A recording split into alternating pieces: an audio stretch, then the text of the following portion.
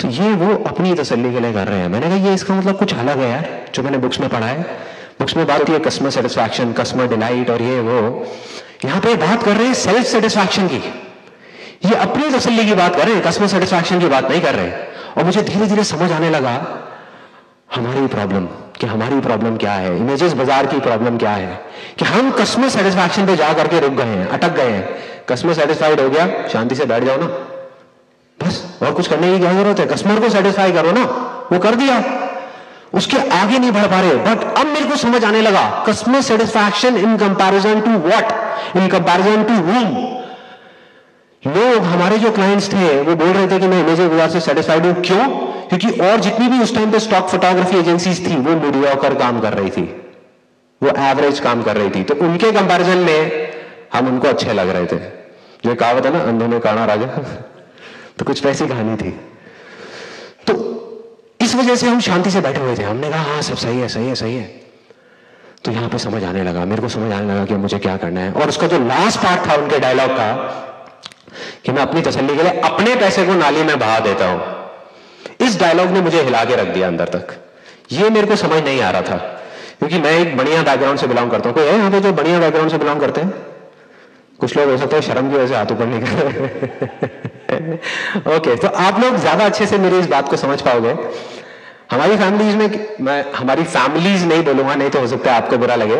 हमारी फैमिली में, मतलब मेरी फैमिली में क्या होता है कि अगर हम एक स्कूटर भी खरीदते हैं ना, तो उसकी जो पॉलिथिन्स हैं वो 1 महीने बाद उतारते हैं।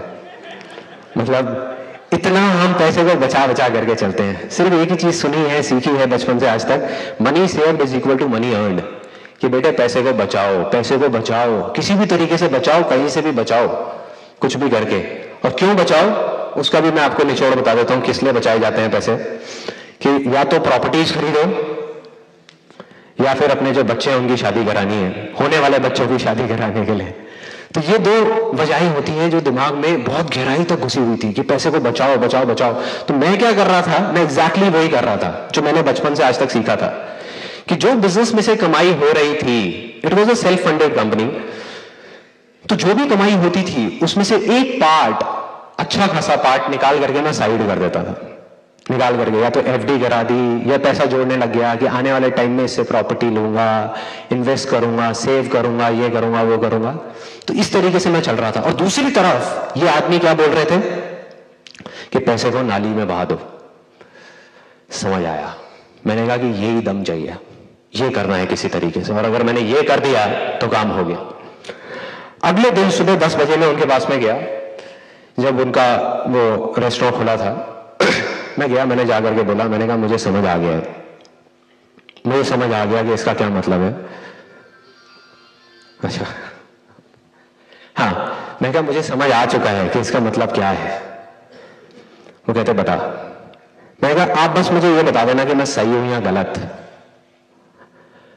मैं कहा इसका मतलब ये है कि पूरी दुनिया, मतलब इस दुनिया में ज्यादातर लोग क्या कर रहे हैं, और उनमें से मैं भी एक ही हूं, कि पैसा बचाने के लिए अपनी तसल्ली को नाली में बहा रहे हैं, और आप उसका उल्टा कर रहे हो।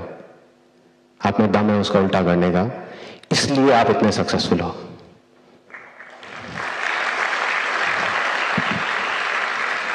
लाइक वो आराम से खड़े होकर के मेरे को देख रहे थे, और थोड़ी देर बाद आए मेरे पास में आकर के बोले, कहते संदीप जिस चीज को समझने में मुझे पूरी जिंदगी निकल गई, तूने एक रात में समझ ली, तू बहुत आगे जाएगा, जा, मेरा आशीर्वाद तेरे साथ है। उन्होंने यहाँ पे ऐसे कंधे पे हाथ रखा और मुझे बोला जा। अब यहाँ पे अपना टाइम वेस्ट मत कर, जो तेरे को समझ आया है बिल्कुल ठीक आया है, मैं तेरे से नहीं पूछूंगा तेरे को क्या समझ आया है, जो तूने बोला वो सही है, बिल्कुल सही है। अब जा, अपने बिजनेस में जा करके इसको अप्लाई कर और आगे बढ़ जा, तुझे अब कोई नहीं रोक पाएगा।